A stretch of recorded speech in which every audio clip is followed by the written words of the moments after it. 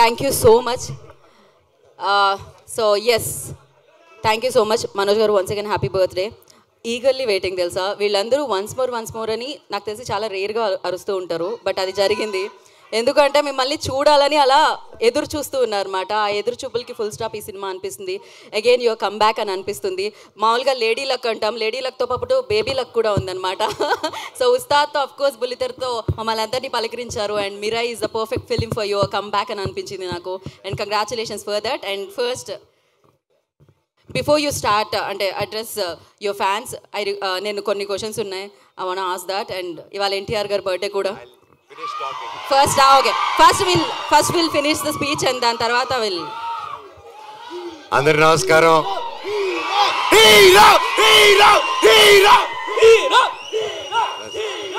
I love you all. Thank you.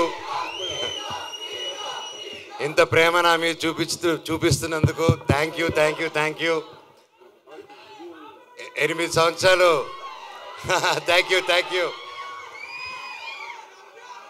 ఈరోజుతో almost 8 years అయింది నేను మళ్ళీ వెండి తెరపైకి రావడం జరిగి. ఎన్నాళ్ళు మీతో దగ్గర ఉండాలని సోషల్ మీడియా ద్వారాలోనో లేక ఒక ఈవెంట్ ద్వారా, ఒక స్పీచెస్ ద్వారా మీకు ఏదో విధంగా దగ్గర ఉండాలని దగ్గర ఉంటూనే ఉన్నాను నేను. కానీ మెయిన్గా సినిమా అనేదే నా మెయిన్ అమ్మ, సినిమా. సో మీరందరూ ఇంత ప్రేమ చూపిస్తున్నారంటే అది సినిమా వల్లే.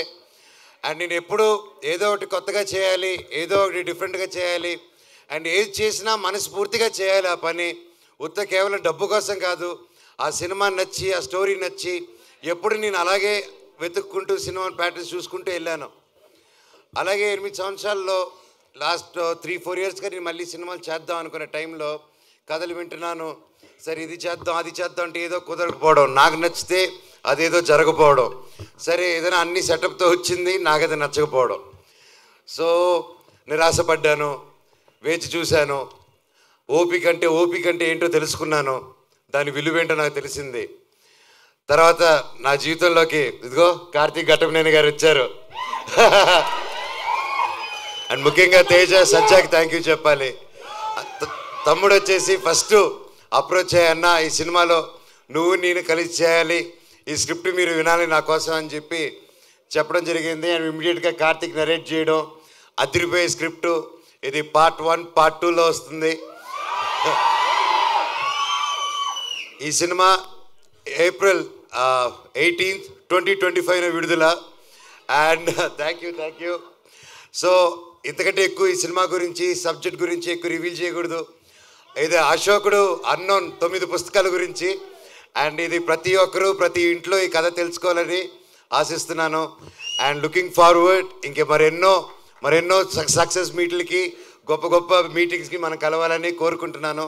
ఇక్కడ విచ్చేసిన ప్రతి ఒక్కరికి శిరస్సు వంచి దండం పెడుతున్నాను. Thank you so much.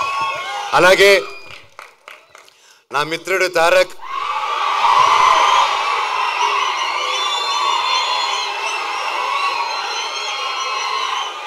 దేవరారి నా సాంగ్ రిలీజ్ అయింది, అదిరిపోయింది.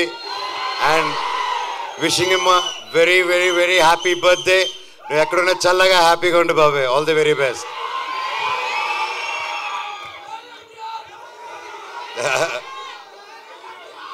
అలాగే ఈరోజు భక్త కన్నప్ప టీం కూడా నా బర్త్డే సందర్భంగా వాళ్ళు లాంచ్ చేస్తున్నారు టీజరు. అండ్ మా అన్నకి, వాళ్ళ టీంకి, ప్రతి ఒక్కరికి all the very best. Thank you. And ముఖ్యంగా ఈరోజు నేను ప్రతి ఇయర్ మిస్ అయ్యేది ఎవరినంటే సిరివెన్నెల సీతారామ శాస్త్రి గారు. ఆయన పుట్టినరోజు కూడా ఈరోజే. ఆయన ఎక్కడున్నా ఆయన చల్లని దీవెనలు మా మీద ఉండాలని, ఎప్పటికీ ఉండాలని కోరుకుంటున్నాను.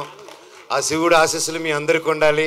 నాకు, నా కుటుంబానికి, మీకు, మీ కుటుంబానికి, మన అందరికీ ఆ శివుడు ఆశీస్సులు ఉండాలి. మీ ఇష్టదైవాల ఆశీస్సులు ఉండాలి. Thank you so much. వందే మాత్రం. Love you all.